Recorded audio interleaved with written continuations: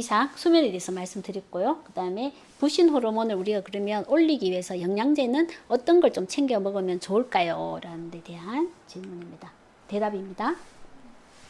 감초, 이제 감초, 우리 약방의 감초라고 이야기했죠, 그죠? 그래서 이 감초가 하는 그 중요한 기능이 이런 코티졸의 농도를 올리는 작용이 있습니다. 왜냐하면 이 감초 성분은 코티졸이 우리 몸에서 분해되어서 배설되는 그 과정을 차단하기 때문에 실질적으로 코티졸을 높이는 작용이 있고, 옛날에 우리가 지금 그 병원에 가서 처방받는 스테로이드가 나오기 전에는 이런 부신 기능 저하가 된 그 에디슨 병을 치료할 때 실제로 그 감초를 그 치료제로 이용하기도 했습니다. 그런 이야기고요. 그래서 병원에서 감초 주사도 많이 맞죠, 그죠? 감초를 이용할 수도 있고, 두 번째 그 DHEA가 있습니다. 아까 부신이 떨어질 때 그 DHEA가 같이 떨어졌잖아요, 그죠? 그래서 이런 그 성호르몬이 그 저하된 증상, 그 다음에 근육이 많이 떨어지신 분들에 대해서는 DHEA를 실제 병원에서 처방하기도 합니다. 10mg에서 뭐 25mg, 또 많은 경우에는 50mg까지 처방하기도 하고요. 자, 비타민 C가 부신에서 그 비타민 C를 재료로 그 부신 호르몬을 많이 만들죠. 그래서 양질의 비타민 C를 그 자기에게 필요한 양을 충분히 섭취하는 것이 굉장히 중요하다고 할 수 있습니다. 그리고 우리가 에너지라고 하면 뭐니 해도 그 비타민 B군입니다. 그래서 비타민 B군은 비타민 B1, B2, B3, B5, B6, 또 B12도 있죠. 얘들이 어떤 하나만 먹는다고 해서 이 작용이 잘 일어나는 건 아니고요. 이런 그 복합체로 잘 그 섭취를 했을 때 이런 시너지 작용이 같이 일어난다고 할 수 있습니다. 그래서 B1이 충분한 그 음식으로는 뭐 돼지고기, 두류, 해바라기씨, 땅콩, 그다음에 우유나 요구르트, 치즈 이런 그 다양한 음식물에 그 비타민 B군이 충분하다고 할 수 있는데, 저는 이런 부신피로 환자분들한테는 그 활성형 비타민 B군 복합체를 처방합니다. 그래서 처방하고 일일 섭취량의 뭐 2배 내지 3배 충분히 드시게 해서 빨리 그 에너지원을 그 섭취하실 수 있도록 도와드리고 있습니다. B5, 부신 호르몬 합성에 B5, B6가 중요하다라는 이야기고요. 그 외에 그 마그네슘도 굉장히 중요하죠. 그래서 마그네슘 하루에 200에서 600mg 처방하기도 하고, 또한 그 이 부신 기능이 떨어지신 분들은 대부분 그 갑상선 호르몬의 기능이 떨어진 경우가 많습니다. 그래서 이런 갑상선 호르몬도 한번 체크를 해보고 갑상선 호르몬에 도움이 되는 보충제도 같이 드시면 좋습니다. 우리가 대표적으로 갑상선에 작용하는 영양제가 셀레늄이죠, 그죠? 셀레늄 드시면 좋습니다. 그리고 이제 비타민 D가 부족하다면, 이제 옛날에는 지금도 우리 병원 검사 결과지에 비타민 D 수치 30나노그램이라고 나와 있는데요. 요즘은 이제 비타민 D는 50 이상 그 혈중 농도를 유지하시도록 노력하라고 많이 말씀하시죠, 그죠? 그래서 비타민 D 50 이상 올리는 게 좋고요. 그다음 8번째, 제가 또 말씀을 항상 드리는데요. 이런 우리가 아까 우리 부신을 갉아먹는 것 중에 왜 과도한 공포 반응, 너무 열심히 일하는 것, 이런 부정적인 사고, 이런 것들이 있었단 말이에요. 그죠? 이거를 교정하지 않으면 제가 환자분들이 굉장히 이런 부신 피로에 만성적으로 늪에 빠져드는 경우를 굉장히 많이 봤습니다. 그러니까 우리가 자기를 잘 치료하기 위해서는 이런 그걸 뭐라 그러죠? 숙고? 인문학적인 사고를 항상 좀 하는 시간을 가지는 게 중요할 것 같죠. 내가 왜 이럴까? 그래서 제가 환자분들이 오시면 어떤 증상으로 오시든지 제가 물어보거든요. 그게 왜 오신 것 같으세요? 이렇게 물어보면 환자분들이 대답을 하세요. 뭐 이게 5년 된 질환이든 10년 된 질환이든 1년 된 질환이든 제가 언제부터 어떤 증상이 있어서 여기 왔어요. 이렇게 말씀을 하신단 말이에요. 그럼 그게 왜 오신 것 같으세요? 하면 대부분 정확한 말씀 본인이 하세요. 제가 말씀드리기 전에. 그래서 내가 왜 이런 반복적인 이 사이클을 도느냐, 왜 치료가 되지 않느냐에 대한 좀 통찰을 가지는 시간을 가지시는 것도 굉장히 중요하다라는 말씀을 드리고 싶습니다. 그래서 이제 스트레스와 뇌에 대해서 잠깐 제가 한번 리뷰 한번 해드릴게요. 우리가 스트레스에 반응하는 뇌는 뇌의 전두엽이 있고요.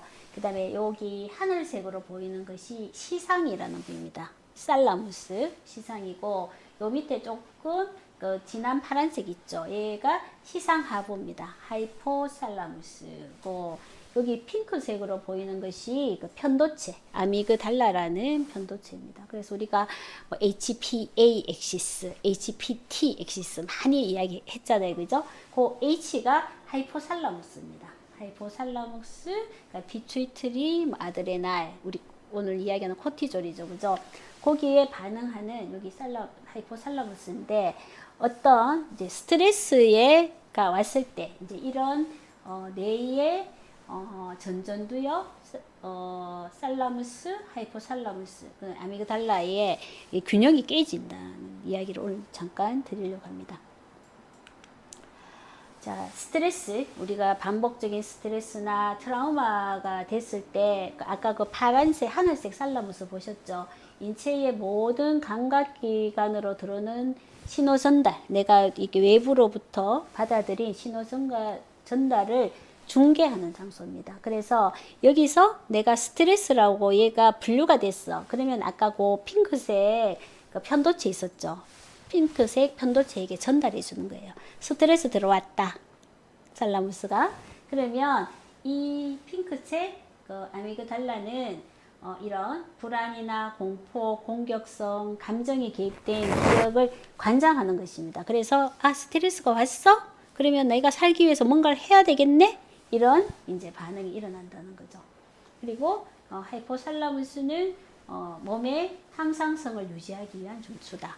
살라무스가 하이포살라무스의 신호를 보내면 그러면 우리 코티졸도 빨리 분비를 해야 되겠고 갑상선도 빨리 항진시켜서 이걸 어떻게 해야 되겠다. 내 몸이 잘 균형을 잡도록 항상성을 유지하도록 해야 되겠다라는 어떤 작업들을 하겠죠. 할 것이고, 그 다음 뇌의 전전두엽은 이런 스트레스라고 판단한 감각 정보를 이성적으로 판단해서 위험 경보에 대한 대처 방식을 수립하고 집행하는 이제 중앙 통제 기관이 되는 거죠. 전전두엽은 아주 똑똑하죠, 그죠? 이런 위험 경보에 대한 대처 방식을 수립하고, 편도체는 가장 먼저 스트레스를 간지하지만 뭔가 조금 감정적인 반응이 있을 것 같아요. 그죠? 그런 것이다. 그래서 만일에 우리가 편도체가 너무 활성화가 되면, 아까 분홍색 편도체가 너무 활성화가 되면 감정적이고 본능적인 수준에서 반응과 행동이 나온다는 거예요. 그래서 자율신경계의 교감신경이 너무 활성화되고 몸이 이게 경계 상황이 아닌데도 불구하고 너무 경계 상태로 만들든지, 내가 이 생존이 위험한 상황이라고 자꾸 뭔가를 상황을 만들어서 우리 뇌가 이 살기 위한 생존 반응에만 너무 집중하게 만든다는 거죠. 이성적이 아니고 그런 악순환이 될 수가 있다는 것이고요. 그와 반대로 전두엽과 전전두엽이 활성화가 되면 얘 똑똑하잖아요. 이성적이고 합리적으로 명료하고 지각적으로 반응할 수 있도록 해준다는 거죠. 전혀 편도체가 활성화되었을 때와 전전두엽이 활성화됐을 때는 약간의 우리가 반응이 다르게 나타나겠죠, 그죠? 그래서 이런 그 편도체와 전전두엽 사이에서 소통이 원활하게 일어나는 것이 사실은 가장 건강한 뇌라고 할 수가 있습니다. 그래서 이 그림을 보면은 우리가 그냥 일상적인, 여기가 전두엽이에요. 전두엽이고, 우리가 일상적인 생활에서는 전두엽에서 이런 사고나 아니면 액션이나 이모션을 관장하고 조절하는 기능을 가지는 거죠. 그런데 내가 스트레스 받았어. 이거 위기 상황이야. 이러면 이 아미그달라가 과도하게 과활성화된다는 거죠. 그래서 이런 베잘 강글리아에서 어떤 그 습관적인 반응을 보인다는 거예요. 똑같이 내가 출근을 했어요. 출근을 해가지고 딱 직장 앞에 갔는데 이 전전두엽이 활성화가 돼서 이제 합리적으로 일하고 오늘은 계획을 세워서 어떤 걸 달성하고 뭐 퇴근해서는 뭘 해야지, 이런 합리적인 사고방식이 돼야 되는데 직장에 가서 딱 내가 들어가면서 공포심이 생기는 거예요. 나 어제 우리 부장님이 나보고 뭐라 그랬어. 그 감정이 막 올라오면서 이런 바람직하지 않은 반응이 일어날 수 있는 이런 습관이 내 몸에 자꾸 헤비추럴하게 생길 수도 있다는 거죠. 그래서 이제 스트레스 반응이 생길 때는 전전두엽에서 이런 그 인지작용이 떨어지게 됩니다. 아미그달라가 과활성화된다고 그랬죠, 그죠? 그리고 이런 HPA 액시스가 활성화되겠죠. 이 스트레스에 대응하기 위한 호르몬들을 과활성화하게 되고 또 이런 그 자율신경에서 교감신경이 막 활성화되면서 부신 수질에게 에피네프린을 많이 만들어내게 하겠죠, 그죠? 쓸데없는 에피네프린을 만들 수 있다는 거예요. 위기가 아닌데. 그죠? 그래서 이제 이런 그 TMS 치료를 이야기한다면 이런 전전두엽에 과활성화된 부위를 어떻게 우리가 조절해서 이런 아미그달라에게 신호를 줘서 너 너무 그렇게 겁낼 필요가 없어. 지금은 그런 상황이 아니야. 그러니까 너 자꾸 어떤 상황에서 습관적으로 너 활성화되면 안 돼. 이렇게 신호를 줄 수가 있습니다. 그런 것이 우리가 외래에서 흔히 사용하는 그 TMS 치료의 원리고요. 이렇게 자기 자극을 하는 방법이 있고 그렇게 됐을 때 이제 이런 요거는 이제 정량 뇌파로 보면은 뇌에 이런 우리가 흔히 안정된 상황에서 나오는 파가 알파파고 어떤 집중을 하거나 초집중을 할 때 베타, 하이베타파가 나오고요.